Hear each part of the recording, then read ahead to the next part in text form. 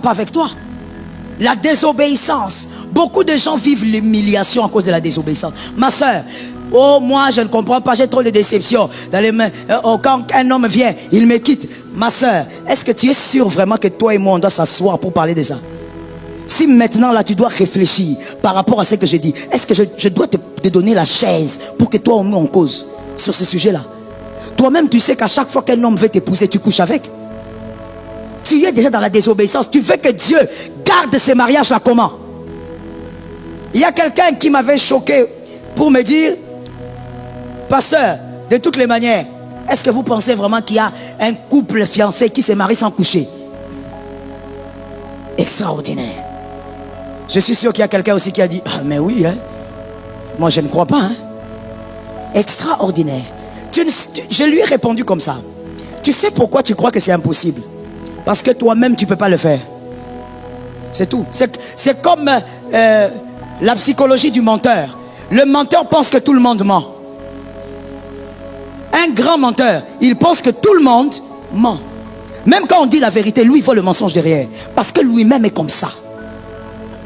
Mon frère, il y a des gens qui sont en couple et qui se marient sans se toucher. Je comprends ton amen. Toi-même, avant de dire amen, même tu as pensé directement comment tu avais attrapé la fille là.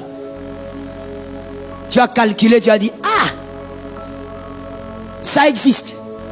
Des personnes qui se marient sans avoir couché avant le mariage. Sans s'être touchés. Parce que ils sont forts? Non. Parce qu'ils ont choisi d'obéir. Je dis quelque chose maintenant que tu vas garder aussi. L'obéissance à Dieu est un choix. Il ne faut pas venir me parler des démons. Non. Si tu me parles des démons, c'est que tu n'as pas été totalement libéré. Or, il est écrit que tu as été totalement affranchi, totalement libéré. Donc quand tu désobéis, c'est par choix que tu désobéis. Que Dieu te donne la victoire. Que Dieu te rende capable d'obéir. L'obéissance est un choix. Je viens dire à quelqu'un, la désobéissance coûte cher. Comme avec le cas de David. David a demandé pardon, mais Dieu lui a dit choisis. Qu'est-ce que ça nous enseigne aujourd'hui? Ça veut simplement dire que face à toute désobéissance, il y a des conséquences. Le pardon de Dieu existe, mais le pardon de Dieu ne va pas effacer les conséquences. Tu vas subir les conséquences. Tu vas les subir d'une manière ou d'une autre. Alors je veux que